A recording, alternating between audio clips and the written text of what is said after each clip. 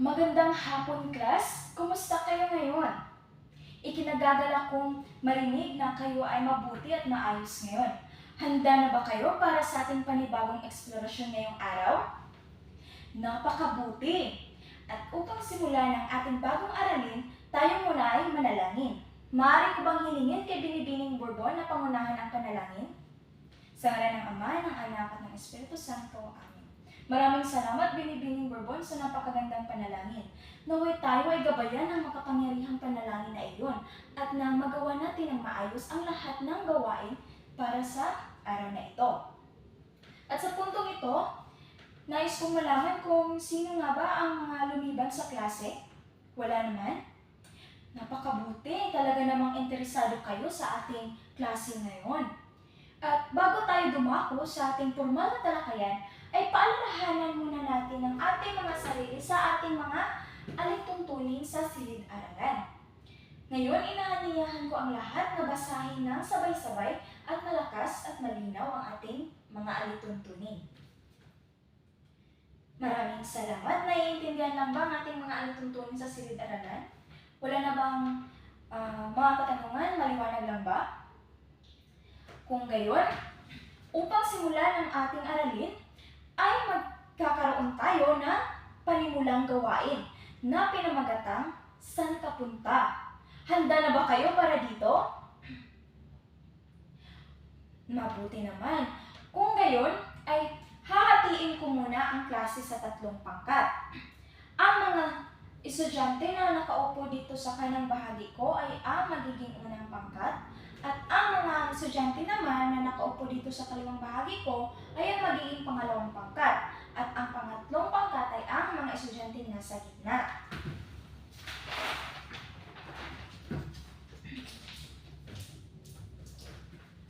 Ngayon ay nanayahan ko ang lahat na basahin ng maigi at sabay-sabay ang panuto sa ating panimulang gawain. Maraming salamat. Naiintindihan lang ba ang mga panuto sa ating panimulang gawain? Wala bang mga katanungan? Kung wala, ay inanyayahan ko na ang 3 kinatawan mula sa bawat grupo upang pumunta dito sa harap at kumuha ng kanilang mga sobre.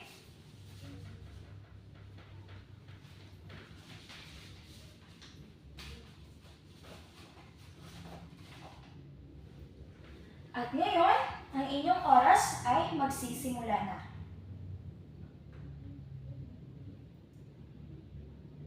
Tapos na ang 5 minuto, tapos na rin ba ang lahat sa pagbuo ng kanilang mga sagot o pagbuo ng mga larawan at mga letra? Napakagaling, napakahusay naman.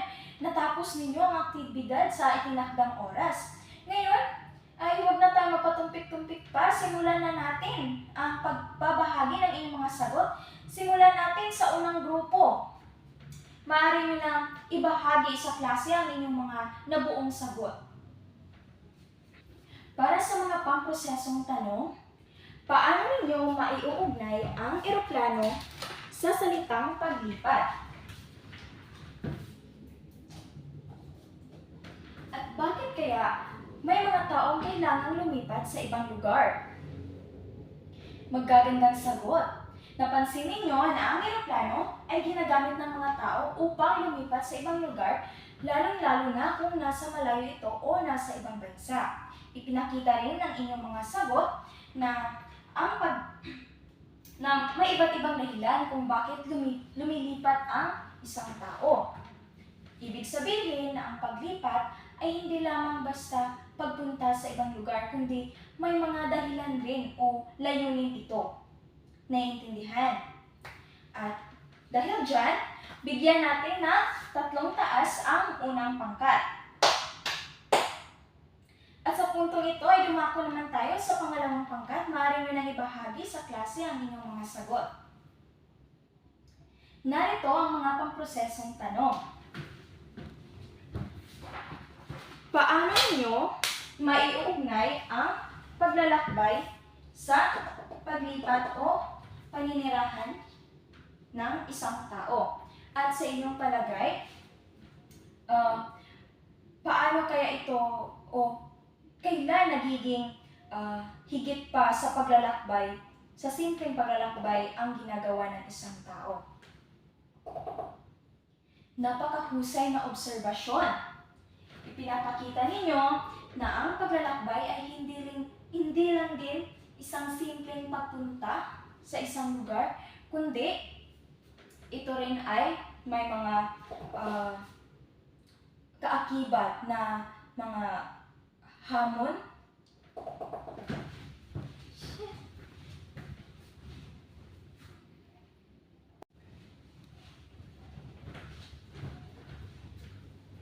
Narito ang mga pamprosesong tanong. Paano ninyo maiuugnay ang paglalakbay sa paglilipat o paninirahan ng isang tao? At sa inyong palagay, kailan nagiging higit pa sa simpleng paglalakbay ang ginagawa ng isang tao? Napakagandang obserbasyon.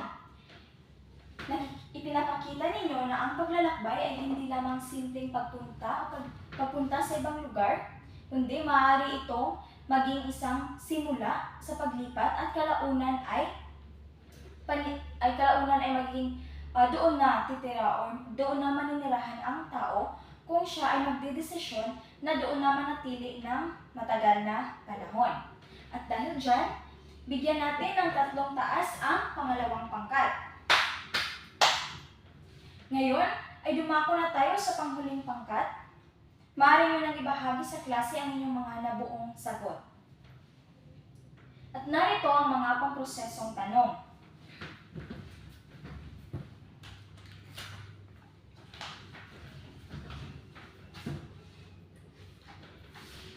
Bakit kailangan ng passport ang isang tao upang makapunta o makalipat sa ibang lugar?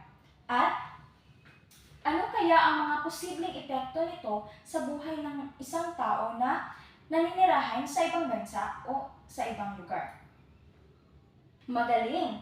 Napansin natin na ang passport ay isang mahalagang dokumento upang makalipat o makatira ang isang tao sa ibang bansa ng legal. At ipinakita rin ng inyong mga sagot na may mga epekto ito o ang paglalakbay sa ibang lugar o paglipat sa ibang lugar at doon na manirahan ay may kaakibat na epekto.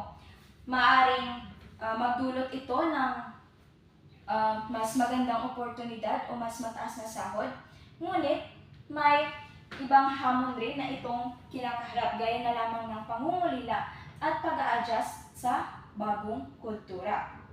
At dahil dyan, bigyan natin ng maraming palakpak ang inyong mga sarili dahil maayos at napakahusay ninyong sumagot sa ating mga katanungan. Kapag pinagsama-sama natin lahat ng ideya gaya ng paglipat, paglalakbay at paninirahan ay bahagi ito ng isang malaking konsepto. Ngayon, alam niyo ba kung ano ito?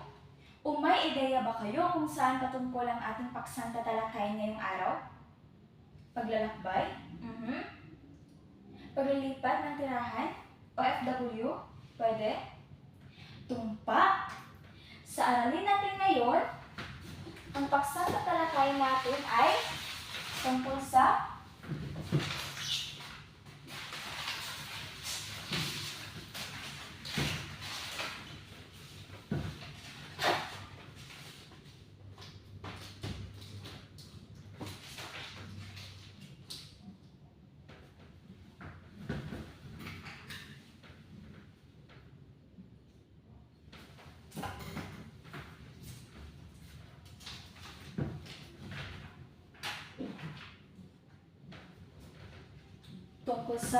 migration o migrasyon. Kaya naman, dito sa pisara makikita ninyo ang ating mga layunin.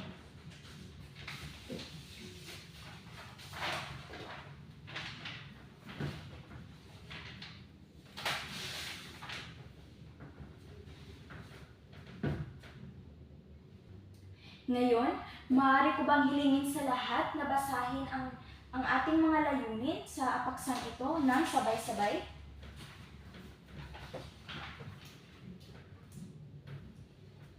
Maraming salamat. May mga katanungan ba? Naiintindihan ba ang ating mga layunin?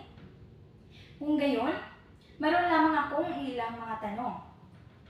Ano kaya ang inyong gagawin upang mas matutunan at maunawaan ninyo ang kahulugan at mga uri ng migrasyon? Pwede. Paano naman kaya ninyo maipapakita ang dahilan ng migrasyon sa loob at labas ng bansa? Tumpak. At panghuli, ano kaya ang inyong gagawin upang inyong maipakita ang pagrespeto o pag-uunawa ninyo sa mga karanasan ng mga taong nakakaranas ng migration?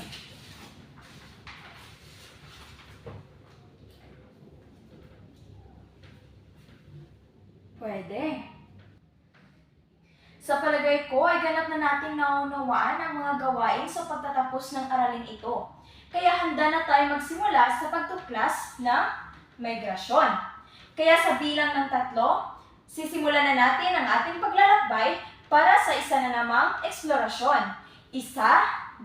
2, 3. Makikita dito sa pisara ang mga teksto tungkol sa konsepto ng migrasyon.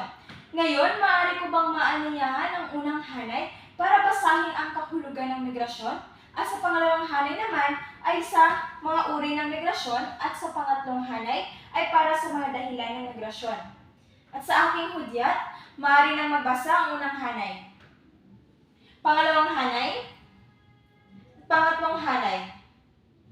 Napakabuti. Masaya akong marinig na nabasa ninyo ng maayos ang teksto. Ngayon naman, maaari ko bang hilingin sa mga voluntaryong estudyante na ibahagi sa klase ang kanilang sariling pagkaunawa sa teksto? Maikling pananaw lamang ay sapat na. Napakabuti. Talagang nagustuhan ko ang inyong pananaw sa teksto. Ipinapakita nito na nauunawaan na ninyo ang gawain sa ating aralin ngayon. At upang mas maunawaan ninyo, ay magkakaroon tayo ng iba pang mga gawain upang makamit ninyo ang lahat ng mga layunin sa aralin natin ngayong hapon. At bago tayo magpatuloy sa ating pangalawang aktibidad, ay hahatiin ko muna ang klase sa 2 pangkat. Magsimulang magbilang mula 1 hanggang 2. At kung tapos na, ay inaanyayahan ko ang unang grupo na manatili dito sa kanang bahagi ko, at ang pangalawang grupo naman o ang pangalawang pangkat ay manatili dito sa kaliwang bahagi ko. Ngayon, makinig ng mabuti sa panuto na ibibigay ko dahil isang beses ko lamang itong sasabihin. Naiintindihan ba? Mabuti. Ngayon, sa aktibidad na ito, isa sa 2 grupo ang pipili ng isang halimbawa ng push factor na dahilan ng migrasyon. At ang isang grupo naman ay pipili rin ng isang halimbawa ng pull factor na dahilan ng migrasyon. Pagkatapos niyan, ay gagawa kayo o magkakaroon kayo ng pagsasadula tungkol sa napili ninyong halimbawa. Ngayon, lagi niyong tandaan o tatandaan ninyo na pagkatapos ng pagsasadula ninyo, ay magbibigay rin kayo ng maikling pahayag tungkol sa ginawa ninyo. At mamarkahan kayo, ang inyong pagsasadula ay mamarkahan base sa rubrics na ibibigay ko sa inyo mamaya. At ang magmamarka sa unang pangkat ay ang 2 pangkat at vice versa na yon. Naiintindihan ba? At bibigyan ko lamang kayo ng 10 minuto upang maghanda at magplano sa inyong gagawin na pagsasadula. Naiintindihan ba? Kung wala nang mga katanungan, ay maaari nyo nang simulan ang aktibidad. Tapos na ang 10 minuto. Tapos na rin ba ang lahat?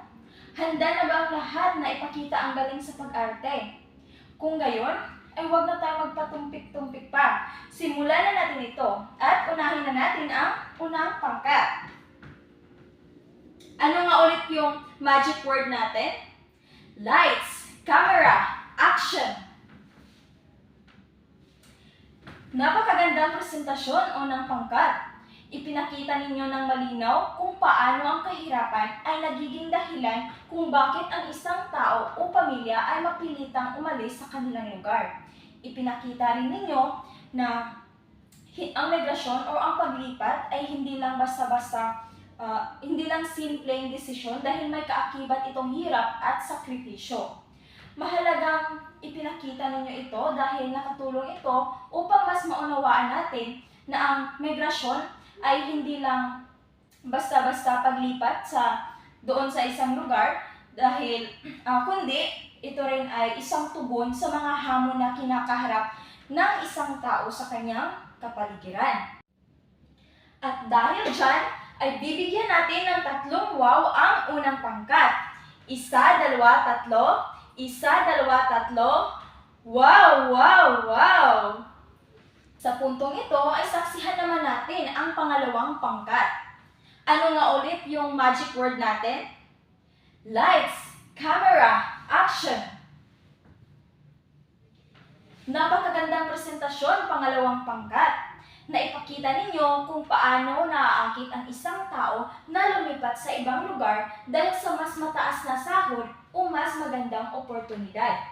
Maliwanag na ang mga dahilan na ito ay nagbibigay ng pag-asa sa mas maayos na kinabukasan, hindi lamang para sa sarili, kundi pati na rin sa pamilya. Mahalaga ang inyong ipinakita dahil nakatulong ito upang mas maunawaan natin na ang migrasyon ay hindi lamang dulot ng problema, kundi maaari rin itong bunga ng paghahangad ng mas magandang buhay. At dahil dyan, bibigyan din natin ng 3 wow ang pangalawang pangkat. 1, 2, 3. 1, 2, 3. Wow, wow, wow! Naging malinaw lang ba ang mga naging presentasyon? Talaga namang magagaling ang 2 pangkat dahil naipakita nila ng malinaw at mahusay ang kanilang mga naging presentasyon. Sa pamamagitan ng ipinakita ninyo, ay mas naunawaan pa natin ang konsepto ng migrasyon dahil na lamang ng mga dahilan at epekto nito sa buhay ng tao at sa ating bansa. Mas malinaw nilang naipapahayag o naipakita ang mga dahilan gaya na lamang ng push factor tulad ng kahirapan na siyang nag-uudlot ng tao na umalis sa isang lugar at ang pull factor naman gaya na lamang ng mas mataas na sahod at mas magandang oportunidad. Ngayon, may katanungan pa ba kayo hinggil sa ating paksa? Mabuti naman. Ngayon, mas maunawaan na natin ng mas malalim kung paano at bakit nagaganap ang migrasyon at kung paano ito nakakaapekto sa ating lipunan. Sa puntong ito, ay dadako na tayo sa ating panghuling aktibidad na tinatawag na Boses ng Migrante. Ang aktibidad na ito ay pang-individual lamang. Makinig ng mabuti sa panuto. Mayroon akong ginawang private group page sa Facebook na ang pangalan ay Ika-10 Baitang, Ikalawang Markahan at doon kayo sasali. Ngayon, doon sa group page na iyon, bawat isa sa inyo ay kailangang mag-post ng inyong sariling pananaw tungkol sa mga karanasan o tungkol sa karanasan ng isang migrante sa pamamagitan ng pagsagot sa tanong na kung ikaw ay isang migrante, ano ang iyong mararamdaman at bakit? Tandaan na ang bawat post ay nasa 3 hanggang 5 pangungusap lamang. At pagkatapos ng pangungusap, ay lalagyan ninyo ng #migration, #pagpapahalaga. At isa pa, bawat isa sa inyo ay dapat na mag-comment o mag-react sa ibang post ng inyong mga kaklase. Naiintindihan lang ba? Kung gayon, ay bibigyan ko lamang kayo ng 10 minuto upang gawin ang aktibidad. At kung wala na kayong iba pang mga katanungan, ay maaari nyo nang simulan ang aktibidad. Natapos na ang inyong oras. Maraming salamat sa inyong pag-post, comment at react. Sa pamamagitan ng gawain ito, hindi lamang natin mas naunawaan ang konsepto ng migrasyon, kundi mas nabibigyan natin ng pagpapahalaga ang mga karanasan ng mga taong lumilipat ng lugar. At ipagpapatuloy ninyo ang ganyang uri ng pag-iisip, ang may pag-unawa at malasakit sa kapwa. Sa puntong ito ay magkakaroon tayo ng pasulit. Ngunit huwag ma-pressure, gawin lamang ito ng maayos at tapat. Basahin maigi ang bawat tanong at sagutan ito ayon sa inyong nalalaman.